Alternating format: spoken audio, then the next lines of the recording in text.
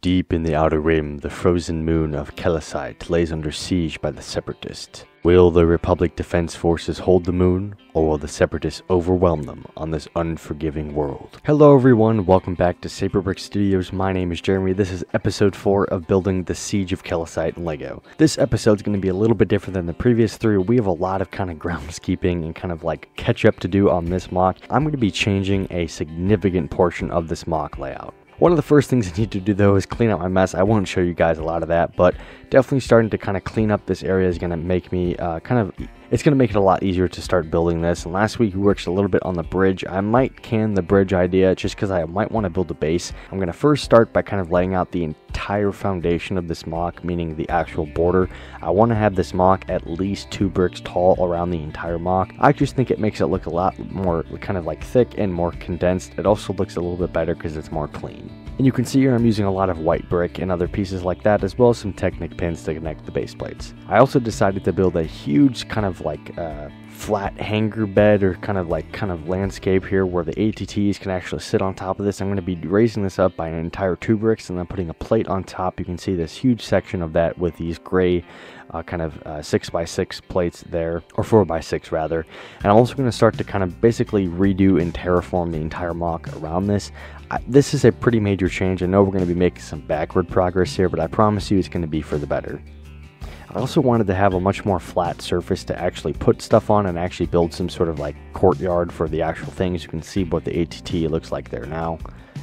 I definitely want to have at least 2 of them in the mock, and I think having this kind of flatter space I'm going to be able to actually build a structure on with the terrain as well is going to be super awesome. So this trench here, while it's really good, is a really good test for it. The trench is going to be completely moved to the other side of the mock as well as the river. Just again kind of reforming this layout. I think it was a little bit awkward having the kind of trench so far in front. It just kind of felt weird, and the river for me was a little bit too parallel. I wanted it to be a little bit more zigzag, so I'm going to be kind of rearranging things here this week, so bear with me. So like I said, this entire front section is about to change, so let's get into that now. I first started by completely stripping those 2 base plates there and completely starting fresh there. Again, you can see I'm raising everything at least by those 2 bricks tall so I can start terraforming the actual trench there, and you can see I'm starting to get the foundations of the trench right now. There's that kind of awkward gap there that is going to be filled in, and by the way, most of this terrain and landing pad area is going to be completely tiled off.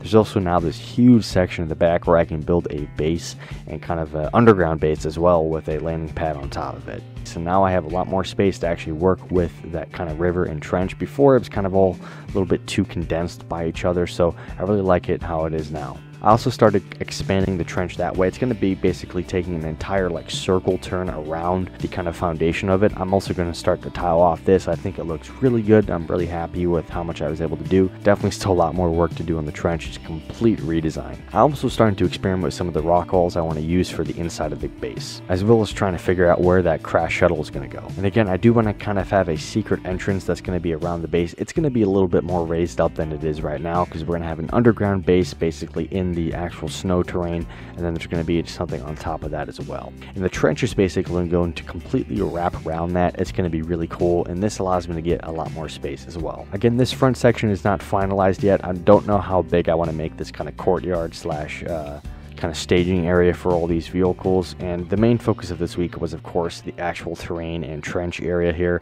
Complete redesign. I actually really like what I'm doing because there's actually a really solid foundation here. And here's another big expansion part. This part took me a little while to kind of figure out how I wanted this. I only want the trench to be about 4 to 5 plates long, or studs long I should say. And again, this kind of secret entrance, I wanted to be able to have a few speeders to be able to go through it. It's going to be a little bit more higher raised than this right now. It's a little bit low right now, but again, I have a lot more work to do with the trench, kind of terraforming it around this new layout I have.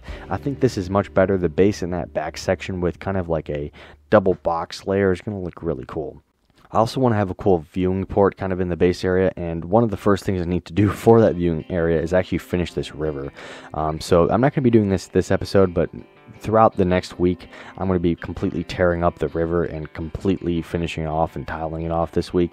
And this front section is subject to change. I might actually move that entire thing back and have more terrain space in the front there. I think that might create a nice transition. And again, I said there's a lot more interior space that I can now work with. They kind of build like a secret Republic base like in the ground. I just think that concept is super cool. And definitely I have a lot left on my plate to do in the next few episodes, so make sure you guys stay tuned for them. Anyways, I hope you guys enjoyed this video. Definitely a lot more work on the way. Thank you guys so much for watching. I hope you guys enjoyed it. Leave a like and subscribe, and I will see you guys on the next one.